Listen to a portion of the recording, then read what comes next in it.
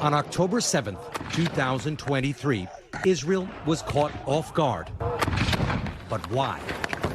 Hamas had been planning its attack for years, training for every aspect. These videos released by Hamas after the attack show them practicing how to fly the paragliders the militants used for their slaughter at the Nova Music Festival, and tactics for storming homes.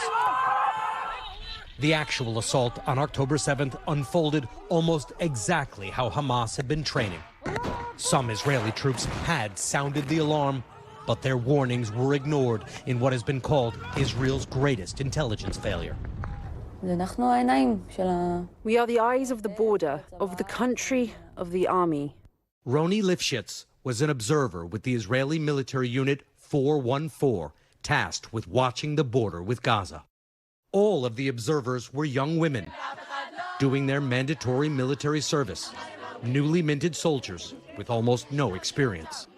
Leading up to October 7th, you started to see things that looked suspicious. What were you seeing? There was a combat patrol in the sector with 10 trucks of terrorists, and they observed the gates in our fence. Our forces there, scanning and talking amongst themselves. We literally saw our tank with them, a fake tank they were using to train to kidnap soldiers. They were actually practicing scenarios that happened on October 7th. She said the observers passed their reports up to their commanders, but no one did anything. And not just once. She says they were repeatedly ignored. No one updated me. No one told me, Rony, what you reported is being handled. Lifshitz happened to be away doing training in Jerusalem on October 7th when militants stormed into Israel and her post. 15 of her fellow soldiers no one wanted to listen to were killed. 7 more were dragged into Gaza as hostages. 5 are still held captive.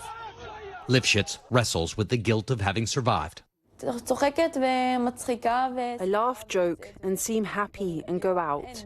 But my heart is broken, black. There's no soul.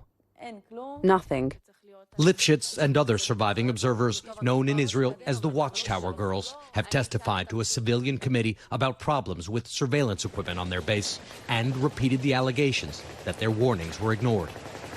Asked about the allegations, the Israeli military said it is currently focused on fighting Hamas, and questions of this kind will be looked into at a later stage. I want an answer to just one question. Who received the information and didn't give the order to do something about it? Who turned a blind eye, and who is responsible for this? Lifshitz told us she believes Israeli commanders didn't take their warnings seriously because they were so young. One of the soldiers was on her first day at the job on October 7th. A civilian-led committee is now investigating the security and intelligence failures of that day. It is not receiving any government support or cooperation. Tom? Thanks for watching. Stay updated about breaking news and top stories on the NBC News app or follow us on social media.